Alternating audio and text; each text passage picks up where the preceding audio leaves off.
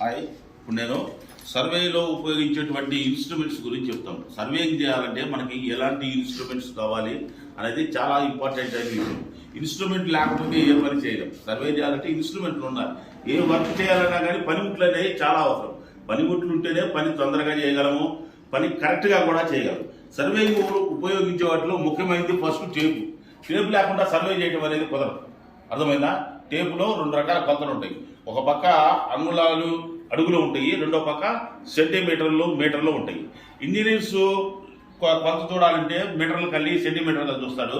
అదే బేల్దారి మేస్త్రి కనుక చూడాలనుకున్నాడు అనుకోండి, అంగుళాల అడుగులు ఈ రకంగా చూస్తాను. ఈ టేపు యొక్క ఉపయోగం ఏంటంటే మెజర్మెంట్స్, లీనియర్ మెజర్మెంట్స్. పొడవును కనుక్కోవడానికి, వెడల్పును కనుక్కోవడానికి, ఏదైనా కానీ లెంగ్త్ తెలియజేసేదాన్ని కనుక్కోవడానికి ఉపయోగించేదాన్ని ఈ టేపు ఉపయోగిస్తాం అనమాట. అలాగనే చైన్ కూడా లెంగ్త్ కనుక్కోవడానికి ఉపయోగిస్తాం. చైన్లో కూడా 4 రకాల చైన్స్ ఉన్నాయి. ఈ చైన్ కూడా పొడవును కనుక్కోవడానికే ఉపయోగిస్తాం.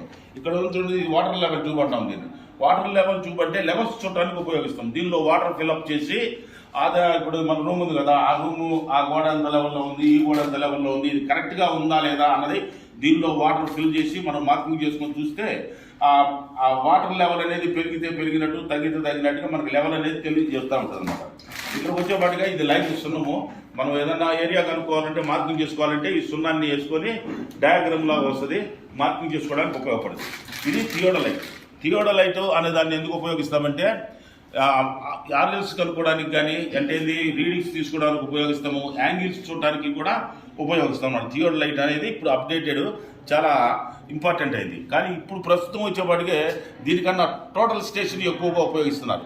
ఈ థియోడలైట్ ఇన్స్ట్రుమెంట్ కూడా చాలా తక్కువగా ఉపయోగిస్తున్నారు. ఇది వచ్చేపాటికే డంపీ లెవెల్. ఇది డంపీ లెవెల్ అనేది ఓల్డ్ మోడల్. ఈ డంపీ లెవెల్లో, ఆటో లెవెల్లో ఇప్పుడు ఏమి ఉపయోగించటల్లా. మన టోటల్ స్టేషన్ ఉపయోగిస్తున్నారు. లేకపోతే ఇంకా కొన్ని టెక్నికల్ సైడ్గా ఇంకా కొన్ని డెవలప్ డిజిటల్ సర్వే ఇన్స్ట్రుమెంట్స్ వచ్చినాయి, వాటిని ఉపయోగిస్తున్నారు. మనం ఏంటంటే ఇక్కడ మన ప్రాసెస్ ఏంటంటే ఇక్కడ ఓన్లీ అసిస్టెంట్ సర్వేయర్ మాత్రమే. మనము సర్వేయర్కి అసిస్టెంట్గా ఉండడానికి మాత్రమే మనం కొన్ని ఫండమెంటల్స్ తెలుసుకోవాలి. ఇన్స్ట్రుమెంట్స్ గురించి తెలుసుకోవాలి, ఇన్స్ట్రుమెంట్స్ క్యారీ చేసే విధానం గురించి తెలుసుకోవాలి, ఏ ఇన్స్ట్రుమెంట్ని ఎక్కడ ఉపయోగించాలో తెలుసుకోవాలి. ఈ తెలుసుకోవడం వరకే. దాన్ని నువ్వు అమలు చేయడానికి సర్వేయర్ ఉంటాడు. You are the helpers for the surveyors. సర్వేయర్కి మనం ఇన్స్ట్రుమెంట్ అందించి ఆయనకి సహాయంగా ఉండటానికి మాత్రమే ఈ అసిస్టెంట్ సర్వేయర్ అనే ప్రోగ్రామ్ జరుగుతుంది. కానీ మనం తెలుసుకొని ఉండడం మంచిది. రీడింగ్స్ తీయడం తెలుసుకొని ఉంటే మంచిది. అలాగే యాంగిల్స్ తీయడం కూడా తెలుసుకొని ఉంటే మంచిది. ఏరియాస్ కనుక్కోవడం కూడా తెలుసుకొని ఉంటే మంచిది. కాబట్టి మీకు ఏరియాస్ కనుక్కోవడం గురించి, ఆర్ఎల్స్ కనుక్కోవడం గురించి, అలానే సర్కిల్ బేరింగ్స్ కనుక్కోవడం గురించి, వీటన్నిటి గురించి కూడా మీకు అవగాహన కలిపే విధంగా ఈ క్లాసుల్లో చెప్పడం జరిగింది. మీరందరూ కూడా తప్పకుండా ప్రతి క్లాసుకి అటెండ్ అయ్యి, ఏ ఒక్క క్లాస్కి అటెండ్ కాకపోయినా కంటిన్యూషన్ దెబ్బతింది అనమాట. అర్థం కాదు.